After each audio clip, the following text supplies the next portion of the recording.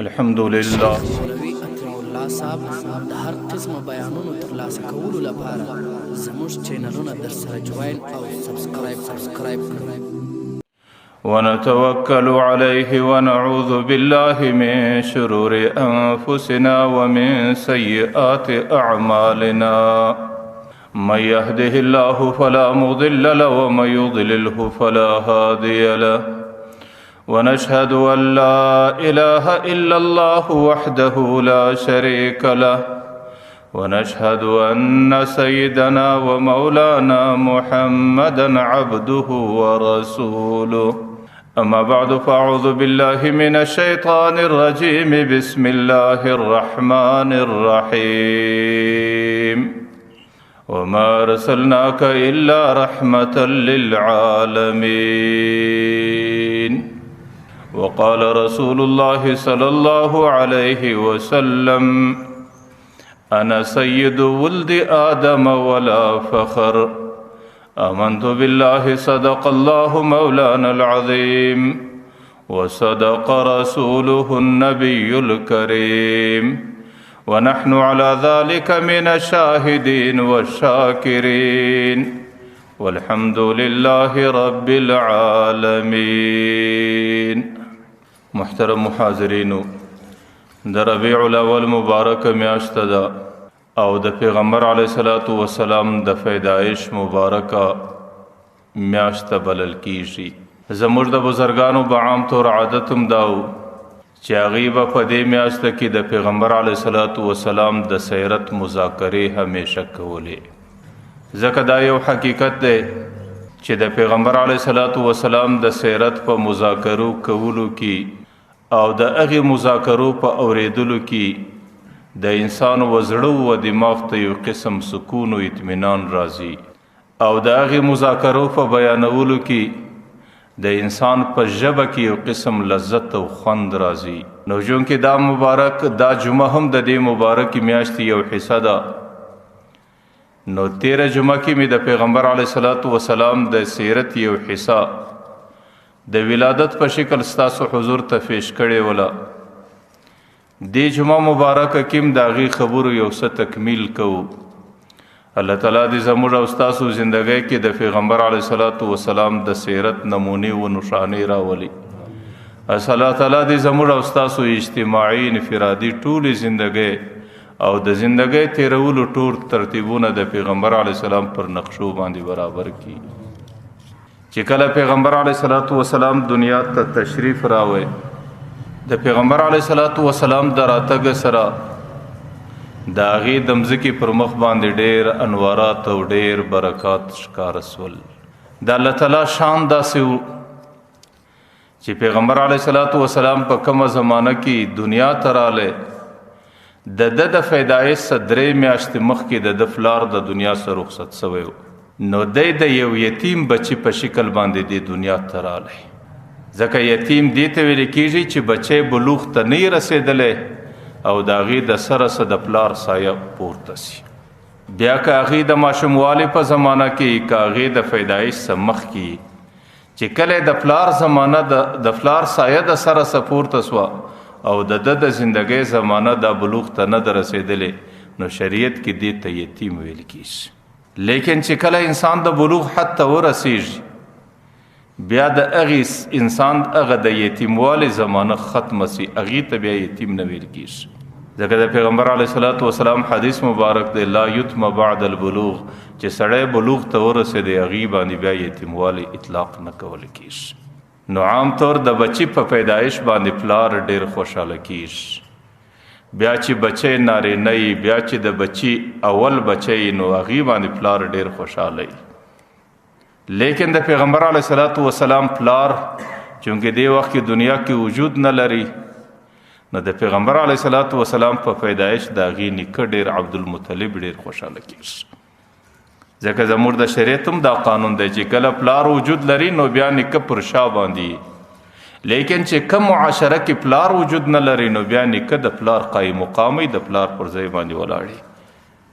لکه زموږ د میراثو مسله کې چې پلار وجود لري نو بیا نیکه په میراثو کې برخه نه لري، لیکن چې کله پلار نه لري وجود او پلار پر مځکه باندې موجود نه وي بیا خو نیکه مکمل د پلار قایم مقامه دی چې د میراثو کې پلار ته څومره حق رسیږي د پلار په نه وجود کې بیا نیکه ته هغه حق بعینه رسیږي. نو چې کله پیغمبر علیه الصلاۃ والسلام دنیا کې وجود پیدا کړي درېیمه ورځ عبدالمطلب پر دې لاسو باندې راخستی دی او پیغمبر علیه الصلاۃ والسلام هغه ماشوم بچی هغه د بیت الله حرم ته راوړی. چې کله د بیت الله په حرم کې کښې شوی د پیغمبر علیه الصلاۃ والسلام هغه برکات هغه انوارات د هغې ظهور عام انسانانو په دې حرم کې په احساس هغې د ظهور احساس یې کوی چې دا څنګه برکات او انوارات دي. د قریشو چې کم خلک ورله راتلو او د عبدالمطلب المسی بچی هغې د حرم په میدانه کې کاته نو هر سړی به د هغې بچي بېشماره تعریفونه کول. هغې به د هغه بچي د حسن ډېر صفت کوی چې الله څومره حسن ورکړی دی. هغې به د هغې بچي د کمالاتو ډېر صفت کوی چې الله تعالی څومره د کمالاتو نښانې کې ایښي دي. هغې به د هغه بچي د انواراتو دستي صفت کوی چې الله تعالی څومره نوراني بچی پیدا کړی دی.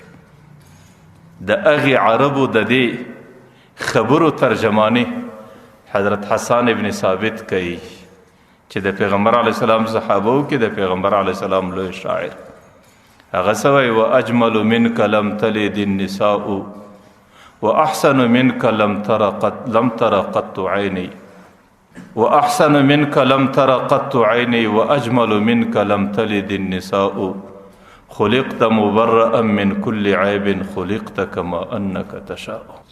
د پیغمبر علیه الصلاۃ والسلام په باره کې هغه دا وایي چې ای محمد ستا غوندې ښایسته انسان د دنیا کې د روح سترګو نه دی لیدلی. ستا غوندې ښایسته بچی د دنیا ته د روح مور نه دی راوړی. خلقت مبرئا من كل عیب د هر عیب څه صفای خلقت کما انک تشاء لکه ستا چې زړه څنګه غواړي څنګه پیدایش ستا ارادی الله تعالی پر هغه پیدایش ته پیدا کړی. خلقت مبرئا من كل عیب خلقت کما انک تشاء مضت الدهور وما اتینا بمثله ولقد اتا فعجزنا عن نظرائه. ورته محمد ډېرې زمانې تیرې سوې زمانو ډېر کوششونه وکړو چې ستا غوندې بچی د دنیا ته راوي ډېر بچی پیدا سو لیکن ولقد عجزنا عن نظرائه ستا د مثل پیښولو څخه ټولې زمانې عاجزه سوې. نو بیا به عربو هغه بچی قریشو هغه بچی چې د بیت الله په حرم کې بیلیدی د هغه بچی به ډېره مدح او صفتونه بیانول. چې کله اوومه ورځ راله د عربو دستور او قانون هم داسې و چې هغې به په اوومه ورځ باندې پر بچي باندې نوم ایښوی. د پیغمبر علیه الصلاۃ والسلام د تسمیې او د نامه ایښولو زمانه راورسېده چې کوم نوم به ایښول کېږي نو عبدالمطلب د ده دپاره انتخاب د نامه د محمد وکړي چې زما دا بچی به د محمد په نامه باندې مسمایي. محمد څه معنا؟ محمد معنا صفت کرده شده چې د کم چا ډېر صفتونه سوي دي. پیغمبر علیه الصلاۃ والسلام محمد هم دی او د پیغمبر علیه السلام یو نوم احمد هم دی. احمد بیا دا معنا چې یو څوک د خپل رب ډېر صفت کوونکی. د پیغمبر علیه الصلاۃ والسلام کې دا دواړه کمالاتو د مځکې پر مخ چې څومره مخلوقات الله تعالی پیدا کړي دي د یو مخلوق د مځکې پر مخ دومره صفتونه نه وسوي لکه د ده چې سوي نو ځکه دی محمد او د مځکې پر مخ چې څومره بندگان الله تعالی پیدا کړي دي یو بنده د خپل رب دومره حمدونه او صفتونه نه و کړي لکه ده چې کړي نو ځکه دی احمد هم و صفت کوونکی انسان.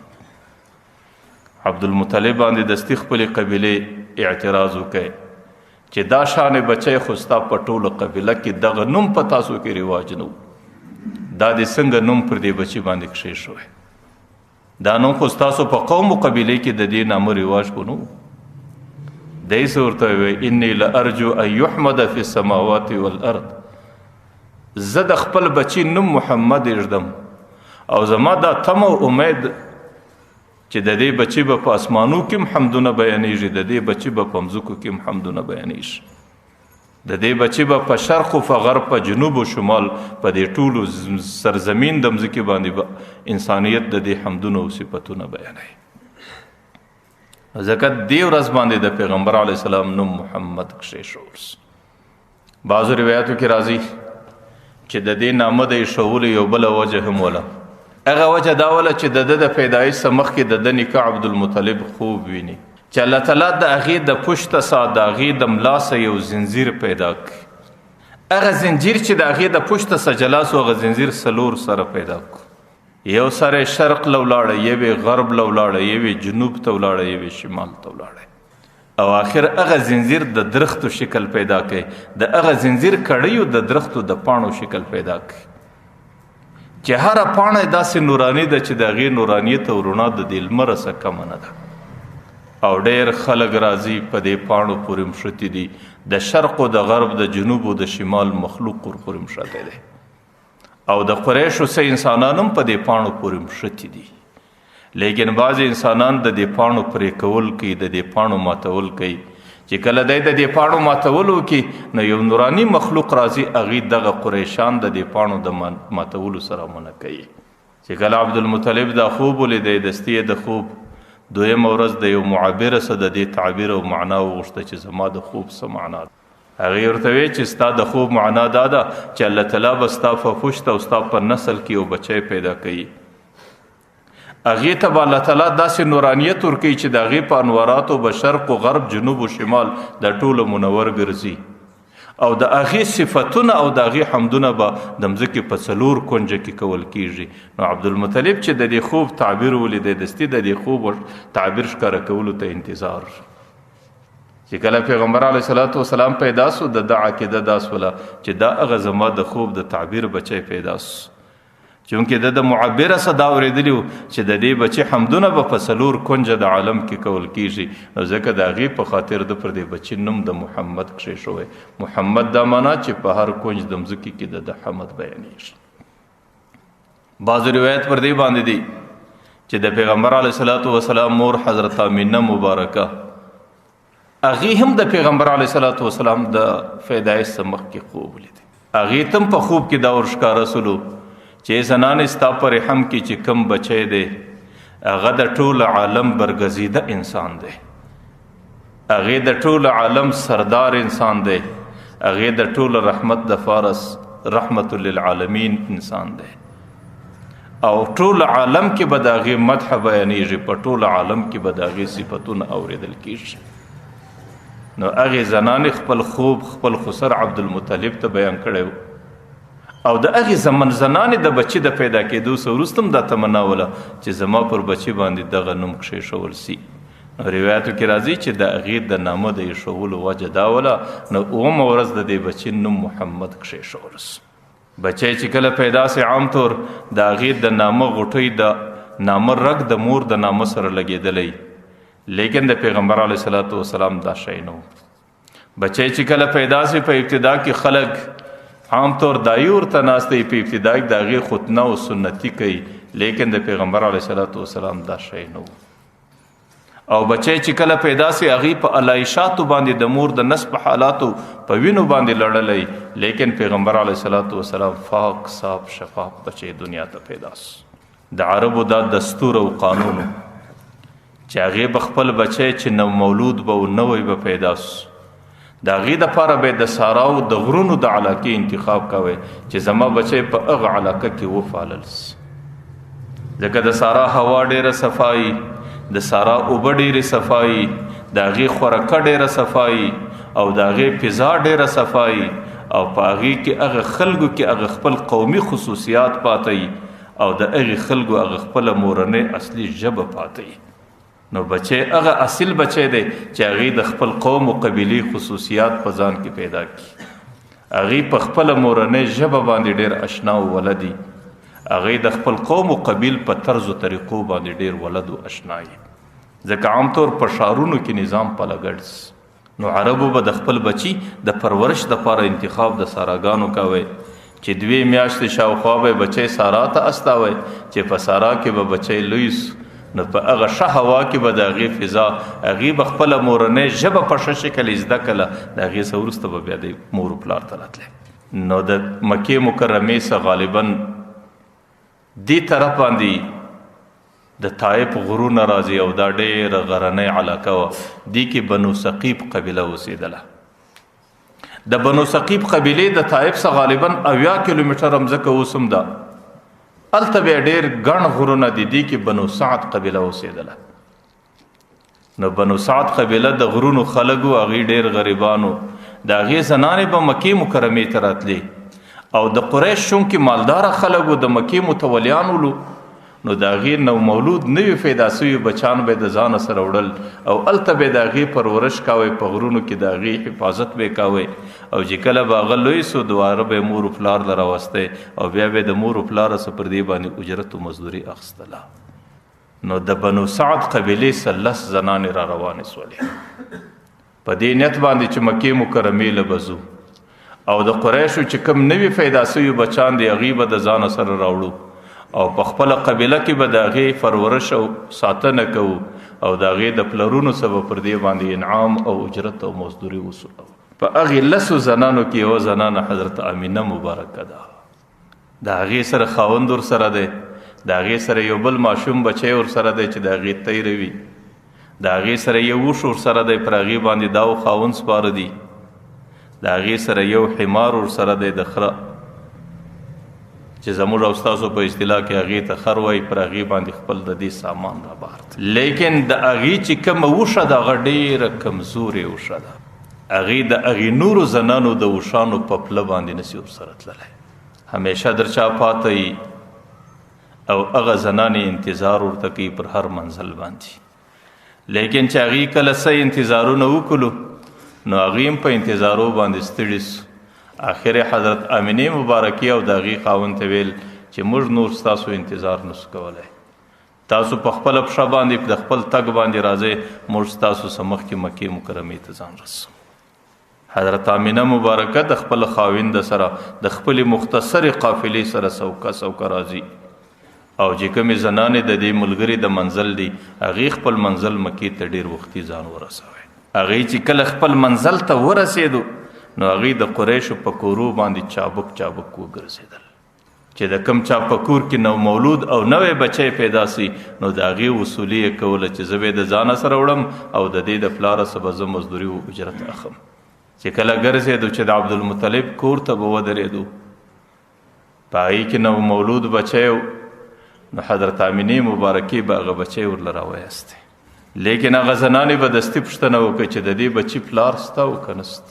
چې کله به هغې ته دا جواب ورکول سو چې د دې پلار د ده د پیدایش څه مخکې وفات سوی دی نو هغې به دستي د دې بچي څه مخ واړوي چې د دې اجرت به موږ ته څوک راکوي، د دې مزدوري به څوک راکوي، د دې پر پالنه باندې به هغه عوض موږ ته څوک راکوي. نو هغې به دستي د دې بچي څه مخ واړوي، دې بچي وړلو ته څوک تیار نه. حضرت امینه مبارکه یو ځل د خاوند د وفات غم او بیا د دې بچي دغه حالات لیدلو چې د هغې وړلو ته هیڅوک تیاره نه وه. نو حضرت امینې مبارکې به د هغې زنانو پر هره خبره باندې، د زنانو پر هر اعراض او مخ ګرځولو باندې د هغې مبارکې اوښکې خپلې تویېدلې او پر خپل حالت او پر خپل بچي به ډېر افسوس او ډېر غم ورته درېدی. هغې به د ځانه سره دا فکر او دا داستان کوی چې کاش زما د بچي پلار نن ژوندی وی. او هره زنانه د خپلو بچانو متعلق د هغې د پلار غوښتنه همیشه کوي، ځکه د هغې د عقیده چې زما بچی په معاشره کې د هغې حفاظت خپل پلار کولی شي بل څوک یې نشي کولی. نو هغې به همیشه پر دې باندې ډېر افسوس و غم کوی چې کاش زما د بچي پلار نن ژوندی وی، هغې به زما بچي ته سیر ورکولی، هغې به زما بچي د سکون او د خوشحالۍ دپاره هغې ته د بازیو د کیلونو لکه عام طور پلار بچي ته د کیلونیو د دې اشیا راوړي او زما د بچي به نن په معاشره کې عزت وی او زما د بچي وړلو ته به هره زنانه تیاره وی. لیکن هغې ته دا معلومه نه وه چې بچی کم بچی دی چې د هغې د سیر دپاره الله تعالی د خپل عرش تیاروي. د هغې سیر د مځکې پر مخ باندې نه دی، د هغې سیر پر اسمانو نه دی، د هغې سیر پر سدرة المنتهی باندې نه دی، هغې یوازې تنې تنها د الله تعالی عرش ته ورپورته کېږي. د هغې د سیر دپاره الله تعالی د جنتونو انتخاب کوي، د هغې سیر پر جنتو باندې دی. هغې ته دا معلومه نه و چې زما د بچي کیلونه به څه وي. بچان به عام طور پر مځکه باندې کیلونې پیدا کوي، لیکن زما د بچي کیلونه د اسمان ستوري او سپوږمۍ دي چې پیغمبر علیه الصلاة والسلام په سپوږمۍ ته ګوته داسې که او سپوږمۍ به په اسمان کې ورسره ګرځېدله. د پیغمبر علیه الصلاة والسلام په اشاره به په اسمان کې سپوږمۍ سره دوه ځای کېدله. هغې ته دا معلومه نه وه چې زما د بچي که نن د مکې په معاشره کې عزت نه وي، زما د بچي عزت به پر مځکه او پر اسمانو باندې، زما د بچي عزت به په دنیا او پر قیامت باندې، چې الله تعالی داسې عظیم بچی د دې عزت په هغه ورځ باندې سو چې کله پیغمبر علیه الصلاة والسلام معراج ته ځي نو بیت المقدس کې 1,40,000 زیات او کم انبیا ټول په صفونو کې ولاړ دي. اوس د دې قوم امامت به څوک کوي؟ انتظار دی او 14 طبقه ملایکې ټول انتظار کوي چې د دې قوم امامت که چا وکړي هغه د ټولو مخلوقاتو سردار دی، ځکه امام القوم سیدهم او دا قوم د انبیاو قوم دی او د دې امامت به د چا په نصیب کیږي. د چا نظر پر حضرت آدم علیه السلام چې د ټولو انسانیت پلار دی، د چا نظر پر ابراهیم علیه السلام چې د ابو الانبیا دی، د چا نظر پر حضرت موسی علیه السلام چې دا کلیم الله دی، لیکن حضرت جبرائیل علیه السلام راضی پیغمبر علیه السلام در لاس نسی او د امامت مسئلې ته راوړاندې کوي. ورته د دې قوم د امامت مستحق یو ته چې کله د قیامت میدان را ورسیږي پیغمبر علیه السلام سوی انا قائدهم اذا وفدوا، چې کله د انبیا وفد جوړ سي الله ته ورځي د دې وفد قیادت به زما په لاس کې، وانا خطیبهم اذا نسیتو، چې کله ټول انسانیت خاموش پاتې سي الته به خبر ازمایي، وانا مبشرهم اذا یئسوا، چې کله پر دې باندې مکمل نا امیدی راسي نو الته به بشارت او زیر زما په لاس سي. بيدي لواء الحمد وان الادم واولاده تحت لوائي، د حمد لواء د حمد بیرغ به زما په لاس کې، حضرت آدم او د آدم اولاد دا به ټول زما در بیرغ لاندې سي. زبا اولنې سړی اغم چې زبا د جنت دروازه ټکوم او زبا اولنې سړی په ټول انسانیت کې چې ماته به د جنت دروازه د ټولو سمخ کې را خلاصي شي. نو ما درته ویل حضرت آمینه مبارکه پر دې باندې غم کوي چې کاش زما د بچی پلار نن ژوندی وی، د هغې به نن په مکه کې عزت وی، د هغې وړلو ته به زنانې تیارې وی، لیکن زما د بچی وړلو ته څوک تیار نه دی ځکه د هغې پلار نسته. نو ما درته ویل هغې غریبې زنانې ته دا معلومات نه و چې د دې بچی عزت به در کومه حده در کومه حده پورې وي، د کومه ځایه څه در کومې مرتبې پورې به د هغې شان و شوکت رسیږي. چې کله حضرت آمینه مبارکه حضرت حلیمه سعدیه هغې مکې ته راورسېدله، چې کله مکه مکرمه کې معلومات وکړې ټولو زنانو بچي پورته کړي دي، هغه زنانې دې له په خپل منزل کې په مخه باندې ورغلې. نو دا د هغې زنانو څه پوښتنه کوي چې مکه کې څوک پاته سو؟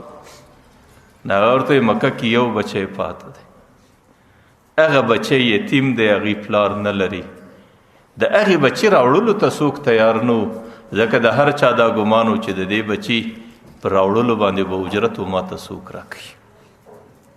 نو حضرت حلیمه سعدیه خاوند ته وایي درځه هسې مې هم دومره منزل کړی دی، دومره ستړیا مې برداشت کړې ده چې هغه بچی خو ووینو چې څنګه بچی دی.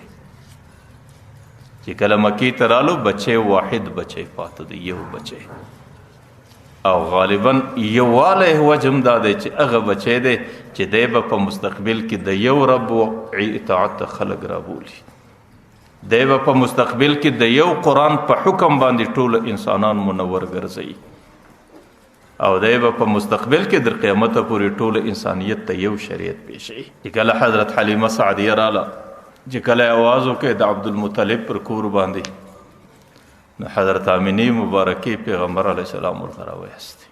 پیغمبر علیه السلام روایتو کې راځي د هغې پر مخ باندې سپین چادر اوار دی، چې کله هغه زنانې د دې مخه څه چادر ځینې پورته کوي او پیغمبر علیه السلام د تبسم او د خندا په شکل سترګې دې زنانې ته ور واړولې. د پیغمبر علیه السلام هغې غشې د سترګو د هغې د محبت هغه سترګې هغې د دې حلیمې سعدیې په دې ځیګره او په زړه کې ځای ونیوی، لکه یو بچی چې د مور په زړه کې د عشق ځای نسی نو هغې مور پر دې بچي باندې عاشقه وي. نو حلیمې سعدیه په دې بچي ته چې وکتل د دې بچي سره بې خوده بې اختیاره مینه او محبت. هغه خپل خاوند ته وایي چې دا بچی به ضرور د ځانه سره وړم. ورته زه منم چې دې بچي باندې به زه اجرت نه پیدا کوم، مزدوري به نه وي، ځکه د دې بچي پلار نسته، د دې بچي څه سرپرست نسته. لیکن د دې بچي په خندا او تبسم، د دې په دید او په رنګ کې چې ماته څومره قلبي سکون دی او ماته څومره خوشحالي ده، زه د دې بچي د تللو بغیر د دې وطن نسم تللی. چې کله حلیمې سعدیې دا خبره وکړه نو هغه خاوند ورسره اتفاق سلو. براورته زنانې بس ماشوم بچی دی دروایخه عسى الله ان یجعل لنا فيه برکه، الله تعالی به په دې بچي کې موږ ته برکت راواچي. د خاوندم دغه ګمان سو، د زنانم دغه ګمان سو چې دا بچی به د ځان سره وړو، بس دې ته به د برکت اراده پیش چې الله تعالی به د دې بچي په خاطر موږ ته برکتونه راکړي. الله تعالی د پیغمبر علیه الصلاۃ والسلام د تربیت لپاره په ټولو زنانو کې حلیمه سعدیه انتخابوي چې زما د برګزیده پیغمبر د هغې پرورش به د حلیمې سعدیه په غوزي او په غیږه کې کیږي او د هغې پرورش به د حلیمې سعدیه په شیدو مبارکو باندې کیږي. د هغې وجه محدثین لیکي حلیمه د حلم صدا، حلم برداشت ته ویل کیږي، حلم قرار او سکون ته ویل کیږي، حلم صبر ته ویل کیږي. او چې کوم چا کې د حلم ماده پرته وي هغې کې برداشت او صبر پراته وي، او چې کوم چا کې صبر او برداشت په هغې کې الله تعالی اخلاق حسنه مکارم الاخلاق پیدا کوي. او پیغمبر علیه الصلاۃ والسلام چونکه بعثت لاتمم مکارم الاخلاق، پیغمبر علیه السلام دې دپاره الله تعالی دنیا ته راستولی دی چې د دنیا کې د اخلاقو قریمه او اتمام او کمال وکړي. او د مور د شیدو پر بچي باندې ضرور اثر وي چې بچی په کومو شیدو باندې وفالل سي، د هغې په مستقبل او په زندگی کې د هغې شیدو برکات او اثرات خامخا ښکاره کېږي. او یو وجه دا هم ده چې مور کله په غصه باندې راځي او بچی په څاپېړه باندې وي، مور کله په غصه باندې راځي بچی ته شری کوي، لیکن دلته بچی کم بچی دی، بچی محمد دی. نو الله تعالی د هغې دپاره د داسې مور انتخاب کوي چې د هغې په مزاج کې حلمي غصه نه وي، چې د هغې په مزاج کې برداشت او صبر وي، هغې بې صبري د دې بچي سره بچي ته شران نه کوي. او ما درته ویل چې په کومو شیدو باندې بچی وفالل سي د هغې بچي شیدو اثرات په هغه بچي کې خامخا راځي. زه کله کله تاسو ته د خواجه معین الدین اجمیري رحمه الله واقعه بیانوم. زموږ د اکابرو کې چې څومره لوړې درجې چا پیدا کړي دي چې د هغې پس منظر وګورئ، د هغې د شاد د مور ښه زندگی اکثریت د مور د حلالو شیدو برکت. خواجه معین الدین اجمیری رحمه الله د بغداد په دوره باندې رالی، د هندوستان څخه د بغداد دوره یوه هفته وله. په یوه هفته کې بې شماره انسانان د پر لاس باندې غیر مسلمو کلمه وویله، او بې شماره انسانان چې هغې مسلمانانو هغې ګناهګار او هغې د پر لاس باندې توبه وکړله د ګناهو چې هغې تعداد د زرونو په اندازه کې. دی چې کله واپس د دورې سره رالی نو په هندوستان ته کور ته رالی، په کور کې بوډۍ مور ناسته ده. نو دی ورته مور یې الله تعالی عجیب احسان را سره وکړي، یوه هفته دوره په زرونو انسانانو اسلام زما پر لاس قبول کړي او په زرونو انسانانو باندې زما پر لاس باندې د ګناهونو څخه توبه وکړي. هغه مور په خوله کې تبسم دی، په سترګو کې اوښکې. ورته یې بچې چې ستا پر لاس باندې خلک اسلام نه قبلوي، ستا پر لاس باندې خلک د ګناه څخه توبه نه کړي، د چا پر لاس وي؟ ورته یې بچې ما چې په کومو شیدو باندې ته لوی کې، ما چې ستا په لویوالي کې څومره د احتیاط زندگی تېره کړه، ورته یې بچې دغه کمالات اوس هم در باندې لږ دي چې الله تعالی درکړي دي. دی ورته یې بچې دا ستا کمال نه دی، دا زما کمال دی. دی ورته یې مورې په دې ښه پوهېږم چې ستا کمال دی، لیکن د دې خبرې لږ وضاحت غواړم. مور یې ورته یې بچې چې کله ته زما نسل رالی نو ستا پلار مال و دولت درلودی، لیکن ما د هغې خو نفقه پر ځان حرامه کړه. ما وی زما په نس کې بچی دی او زما د وجوده څه د هغې خوراکه روانه سوې ده، او داسې نه چې زما په خوراکه کې ګډوډي راسي سبا زما پر بچي باندې غلط اثر وکړي. او زما د بچی مستقبل تبانس ورته بچی چې کله زما د سینې د جوهر سستا خوراک شروع زما د سینې د شدو سستا خوراک شروع نو ما هر څه پر ځان حرام کو چې زه به ټوله ورځ سرخی ورېشم او په سرخي به نه په قبر راوروم او خپل حلاله نفقې د حلال نفقې شدې به زما د وجود څه زما د بچي وجود له ورځي او د هغې پرورش به پکې ورته بچی په دغه نفقه باندې ماته پاللی په دغه محنت او په دغه شدو باندې ماته پاللی چې کله په دې شدو باندې ته وفالل سي بچی چې ستا پر لاس باندې خلک کلمې نه وایي او ستا پر لاس باندې خلک د ګناه څخه توبې نه کاږي د چا پر لاس باندې بیکار زه دا وایم چې د کومو شدو څخه بچی پرورش واخي او په کومه غېږ کې د بچي پالنه وسي نو د هغې د بچي پر زندګۍ او پر مستقبل باندې ډېر لوی اثر وي نو الله تعالی د حضرت حلیمې سعدیې انتخاب په دې وجه باندې کوي چې هغې کې حلم دی په هغې کې برداشت دی ځکه د نامه اثر په مسما کې خامخا راځي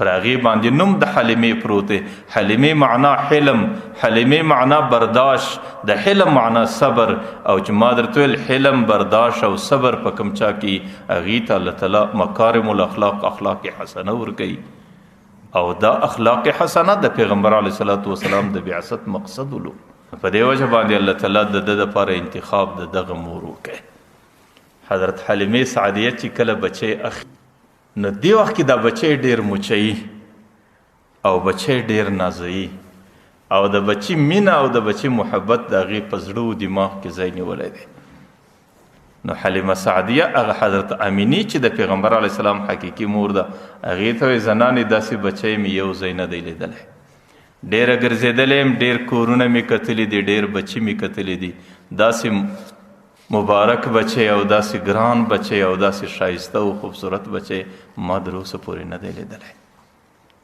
حضرت امینه څه ورته وایي هغه ورته یې زنانې ته خو د کلو خبره کوې ته د ساراګانو د غرو د درو خبره کوې ته د بچانو د کورو خبره کوې ما مکه لیدلې ده ما مدینه لیدلې ده ځکه حضرت امینه د مدینې وه او زندګي یې په مکه کې تېرېدله ما د مکې او مدینې په ټولو اطرافو کې داسې خوبصورت بچی نه دی لیدلی چې کله دی مبارکانې دا خبرې سره کوي عبدالمطلب ورله رالی هغې ورته یې زنانو تاسو د کلو خبرې کوئ څوک د مکې خبره کوي څوک د مدینې خبره کوي ورته ما شارونه شام و یمن او ما ټولې علاقې کتلې دي زما د په رب د کعبې قسمې که ما په ټولو شارونو کې داسې بچی لیدلی دی زه دا وایم بچشم تخیل که چیرې دې دوران کې حضرت جبرائیل علیه الصلاة والسلام وجود ولري نو حضرت جبرائیل علیه السلام ورته وایي چې تاسو د شارونو وطنونو خبرې کوئ ما د دې کائناتو ټوله اطراف کتلې دي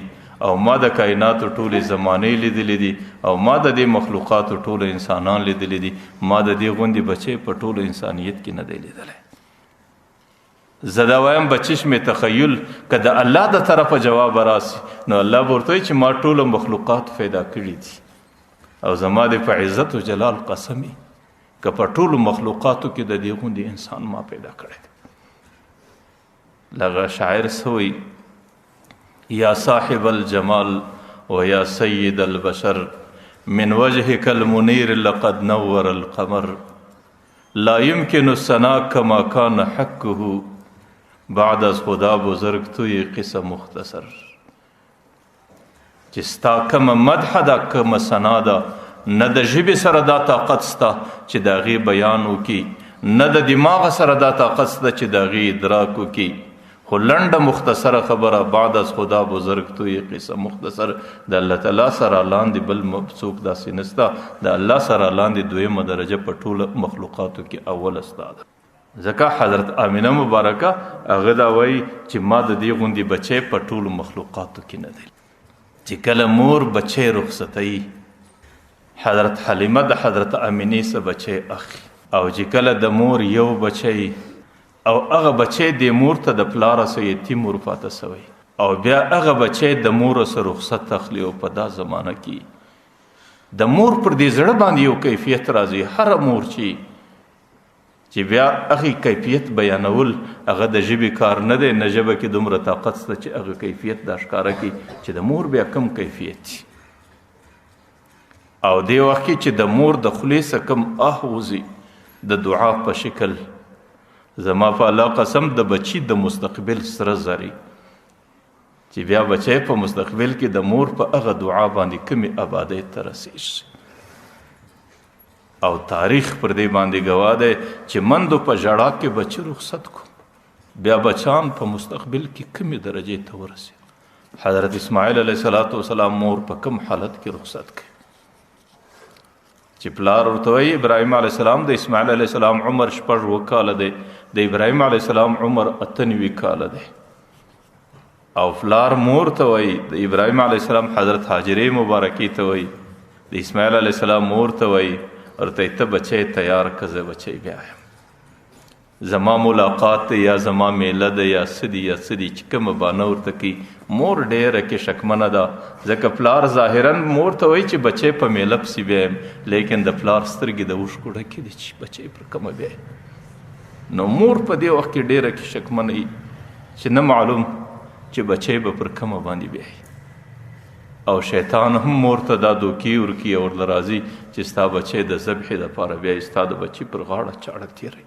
چې مور په کومو ژړاو کې بچی رخصتوي، د هغې مور د ژړا هغه برکت و چې بچی د کوره څه وځي اسماعیل دی، او چې کله واپس کور ته راځي نو هغه ذبیح الله دی چې هغې ته دا لقب په مخلوقاتو کې ډېرو کمو انسانانو ته ورنصیب سو چې د الله تعالی پر دین باندې ذبح سوی او قربان سوی. حضرت موسی علیه السلام چې مور په کومو ژړاو کې رخصتوي، 3 میاشتې مور پټ په کور کې حضرت موسی علیه السلام ساتي.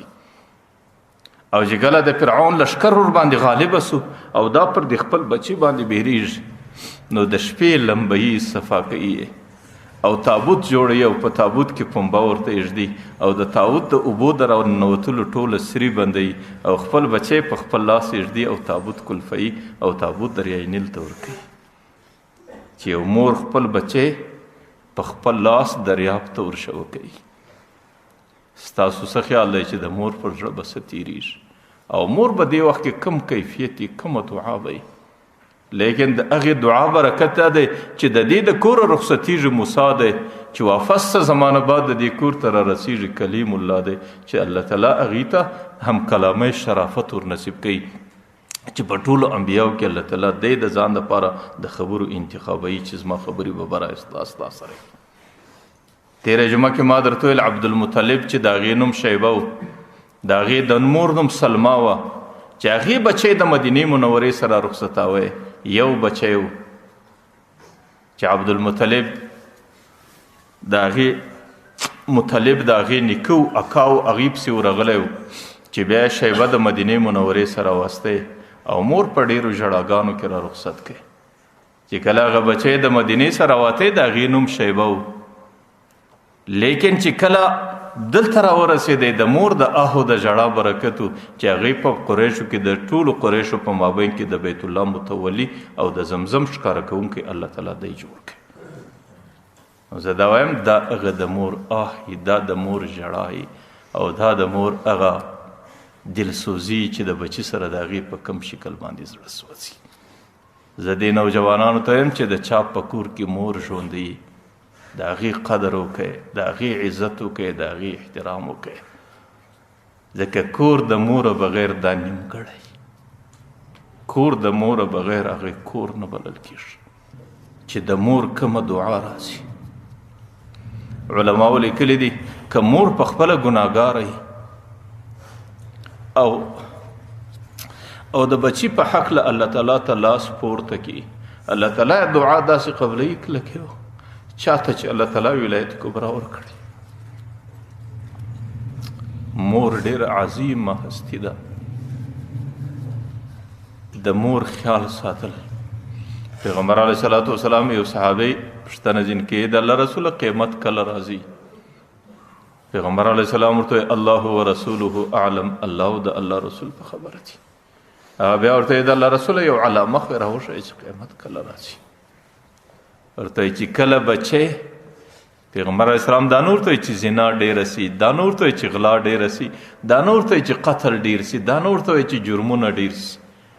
ورته چې کله بچی مور و پلار ته د خادم په نظر باندې وګوري، ان تلد الامة ربتها، چې د مور حیثیت د مینځي سو او د بچی حیثیت د مالک سو، او چې بچی را ننوځي ظالم د مور ته مورې تا زما دپاره څه برابر کړي دي، او بچی د مور ته مورې تا زما کالي ولې نه دی استری کړي، بچی د مور ته مورې تا زما پلانکی خدمت ولې نه دی کړی.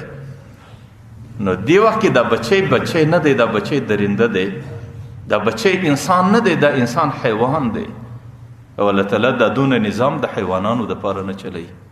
الله نه اسمان د حیوان دپاره چلی، نه لمر د حیوان دپاره چلی، او نه سپوږمۍ او ستوري د حیوان دپاره چلی.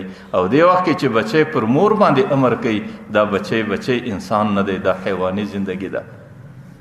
او حیواني زندگی د پر الله تعالی نظام نه چلی. الله تعالی دستی قیامت برپا کوي، بس دا د قیامت نشانه او علامه ده.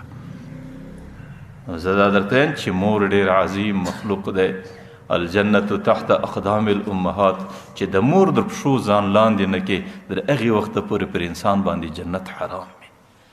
که د زمانې لوی مفتی سي، که د زمانې لوی شیخ سي، که د زمانې لوی ولی سي، که د زمانې لوی عالم و بزرگ سي، او که د زمانې هرې مرتبې ته ځان ورسئ، چې په معاشره کې د مور در قدمو ځان لاندې نه کې، د مور د خبرې تابع نه سي، او د مور د زړه د خوشحاله کولو دپاره کوشش ونه کې، او مور د ځانه سره راضي نه کې، در هغې وخته پورې جنت الله تعالی سړي ته نه ورکوي. نو حضرت حلیمه سعدیه هغې چې کله هغه بچی د ځانه سره اخلي، هغې ترتیب پر خپل حیوان باندې داسې جوړ کړي چې مخ ته خاوین سپور سو پر اوښ باندې، د حلیمې سعدیې هغه بچی په غیږ کې دی، نو هغې در شا سپاره سو. لیکن چې هر څومره کوشش وس، هغه اوښ هغه حیوان حرکت نه کوي، هغه حیوان نه ولاړیږي، نه هغه حیوان پر مخ باندې قدم اخی، نه هغه حیوان د دې تک کولو څه ترتیب لري چې دی هر څه ورسره وکړو.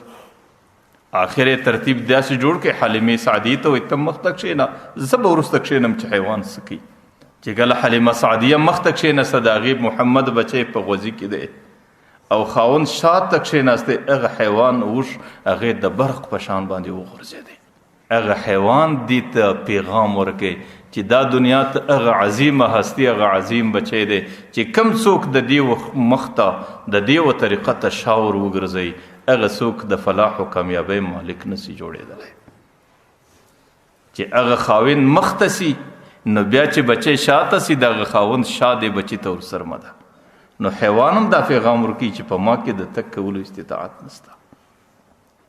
لیکن چې کله خاوند مخ ته د مخه سره شاته سو او بچی مخ ته سو، بیا هغه حیوان په ډېره منډه باندې سي، په ډېرو لږو قدمو باندې هغه نورو زنانو پسې ځان رسوي چې کومې زنانې وختي واپس روان، هغه زنانې چې د دې حیوان چابکوالي ته ګوري او د دې حیوان ښه تګ ته ګوري، نو هغه زنانې دستي حضرت حلیمې سعدیې ته وایي ایا تاسو سواري بدله کړې ده؟ حضرت حلیمه ورته وایي نه، سواري نه ده بدل سوې، د دې سواري سپور بدل سوی دی، چې پر دې باندې کم ذات سپور را روان سوی دی، د هغې اثرات دي، د هغې برکات دي، د هغې حالات دي چې زموږ حیوان په داسې شکل باندې راځي. حضرت حلیمه سعدیه چې کور ته راله، خاوین چې کومه خبر ورته کړی و، عسى الله ان یجعل لنا فیه برکه، الله تعالی به دې بچي کې موږ ته برکت اچوي، د دې په کور کې د هغې برکاتو ظهور ښکاره سو.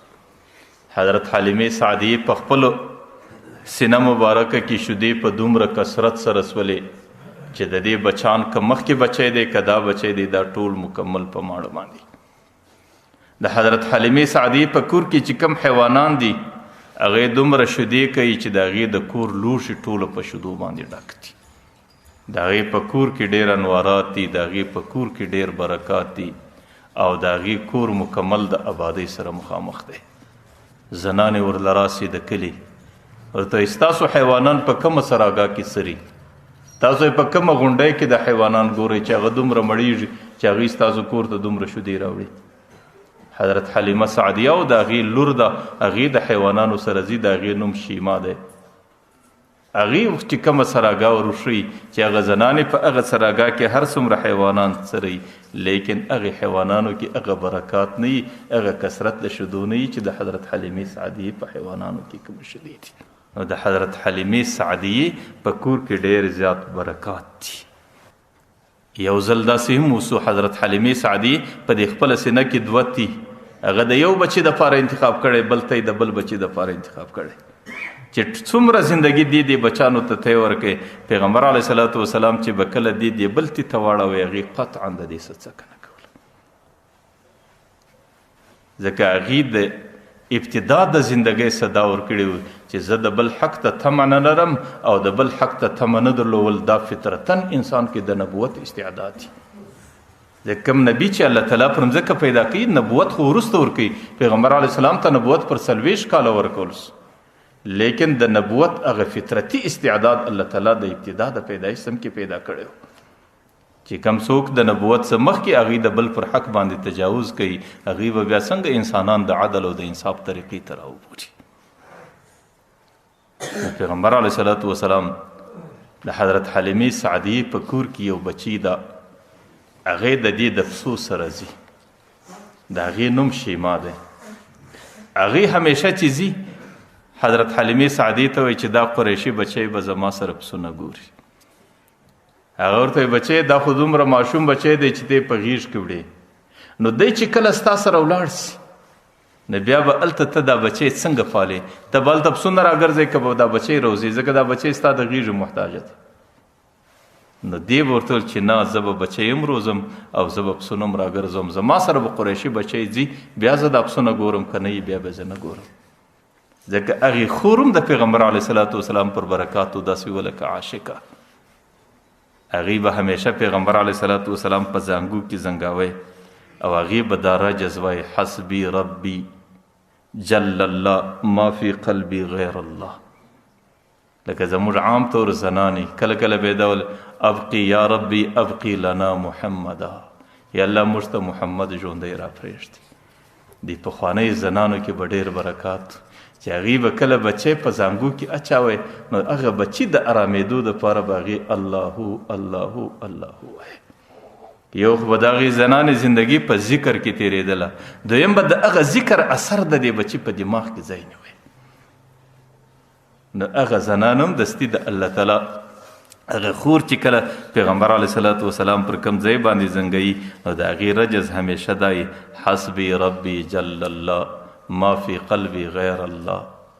عرب لچ سړی ورسي اوس هم دا کلمه د دوی پر خولو باندې ډېره زیاته او کله به د دې رجز بعضې روایت کې راځي هغې کې به دا ویل ربنا ابقي لنا محمدا، یا الله موږ ته محمد را پرېږده. چې کله هغه بچي هغه زنانې دا ډېره تمنا کوله چې قریشي ورور به زما سره ځي بیا به زه پسونه پیایم، د دې بغیر یې زه نسم پیایلی. نو هغه مور به ورته ویل بچی ته به بچی سنبالئ که به پسونه سنبالئ؟ نو دې به ورته ویله چې مورې په دې کې ما یو څه اثرات لیدلی دي. ورته ویل بچی تا څه اثرات لیدلی دي؟ او چې کله زما سره قریشي ورور را سره وي نو زه چې پر کومه مځکه باندې ګرځم د اسمان وریځ پر ما باندې سایه جوړوي، په ټوله ورځ کې لمر ماته تکلیف نه راکوي. او دویم چې زه د درخته لاندې یو ځای کښېنوم پر لاره باندې چې کوم قافلو والا تېرېږي هغه چې راوګرځي دې بچي ته ګوري نو هغې دا بچی ډېر نازوي، د هغې قافلو والا سره چې شی ورسره یي هغه ضرور مشترکوي. او دریم زما پسونه هغې چې کله زه سارا ته بوزم نو هغې دا پسونه واښه ژر ژر وخوري چې ځان موړ کړي او هغې ټوله راسي دې بچی چې ما کښېنولی دی 4 طرفه شاوخوا پر دې بچي راوګرځي بس د دې بچي سترګو ته ګوري. ورته په دې وجه باندې ماته دا بچی ګټه راکوي نو ځکه زه دا بچی د ځانه سره بیایم. پیغمبر علیه صلات وسلام روزنه حضرت حلیمې سعدیې په بنو سعد قبیله کې وکړه. روایاتو کې راځي چې کله پیغمبر علیه السلام زندګي در ډېره حده تېره سوله چې کله فتح مکه راله او پیغمبر علیه صلات وسلام مکه فتح کړه. د فتح مکې څخه لږ زمانه وروسته پیغمبر علیه صلات وسلام پر طایف باندې حمله وکړه. طایف کې بنو ثقیف قبیله وه. د طایف سے 80 کیلومتره مخته بنو سعد قبیله دلته اوسېدله او دا ټولو باندې پیغمبر علیه السلام غزوه حنین وکړه چې د هغې ډېر تفصیلي تاریخ دی. او په دې کې پیغمبر علیه السلام له ډېر غنیمتونه په لاس ورل 6,000 کسان د غلامانو په شکل رالو او 12,000 خالي حیوانان رالو او حاجانو مبارکانو لیدلې د جعیرانه مسجد چې خلک عمره ځنه وړي پر دې ځای پیغمبر علیه السلام د حنین غنیمتونه راجمع کړي او صحابه ته ور تقسیمول. په دې قیدیانو کې یو زنانه راله او هغې د پاخه عمر بوډۍ زنانه د سپین ویښتانې دي او په بدن باندې غټه زنانه ده.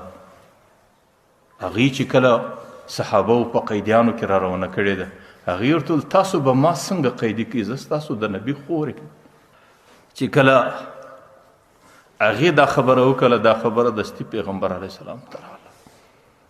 پیغمبر علیه السلام ورته وایي چې زه خو بله خور نه لرم زه د پلار او د مور یو بچی یم. زما پلار زما ژوند کې له وفات زما د پیدایش څخه مخکې له وفات شوی دی او زما مور زما په 6 کلنۍ عمر کې وفات شوې ده او زما د مور پلاره څه په دنیا کې بل بچی شوی نه دی. زه خو خور نه لرم دا څوک د زنانه تاسو یې در ما پورې راولی. چې کله صحابه هغه زنانه راوستله د پاخه عمر زنانه ده او پیغمبر علیه الصلاة والسلام د هغې کوره سه د بنو سعد قبیلې سه په 2.5-3 کاله عمر کې راغلی دی. نو هغه زنانې باره ورته ویل محمده چې ما به کله ته زنګولې هغه زنانه هغه شیما وه ورته وایي چې ما به کله ته زنګولې ما به دا دعا کوله ربنا ابقي لنا محمده. نن چې الله تعالی ته موږ ته باقي را پرېښولې او نن زه ستا په قیدیانو کې زه تاله راځم. پیغمبر علیه الصلاة والسلام دستي ور ولاړ سو او در لاس یې ونیوله او ورته یې شیما په الله قسم هغه ستا هغه رجز مې لا در اوسه په دماغ کې دی چې تا به زه زنګولم او تا به څه ویل. باره دستي د خپل نبوت پټور ته وارک په ډېر عزت یې پر کښېنوله او هغې د ده د ماشوموالي خبرې ورته کولې. چې کله لږ زمانه تېره سو باره یې ورته ویل چې ګوره که زما سره پاتېږې زما ټوله زندګي چې څومره ستا چې څومره زندګي ستا ټوله کفالت پر ما باندې دی. ته زما خور یې زه به ستا په هر قسم کفالت کوم او که چیرې واپس خپلې کلي له ځې نو په ډېر اعزاز و اکرام به دې در کلي پورې ورسوم. هغه زنانه ورته وایي چې زه خپل کلي له ځم. پیغمبر علیه السلام 2 صحابو یا 3 صحابو ته ویل چې دا به په ډېر عزت ورسوئ او د دې سره ډېر حیوانان د دې د اکرام دپاره ورک. دا چې کله ولاړه سوله باره نه تله پیغمبر علیه السلام ورته شیما ولې نه ځې ورته یې محمده زما د قبیلې 6,000 کسان ستا په قید کې دي. که چیرې زه تنها ولاړه سم نو بیا به دا د قوم و قبیلې خلک ما ته څه وایي. که ته زما سره احسان کوې زما قیدیان ټوله ما ته په خپله جولیو په خپل لمن کې را پرېږده بس ما په جولۍ کې قیدیان راکړه.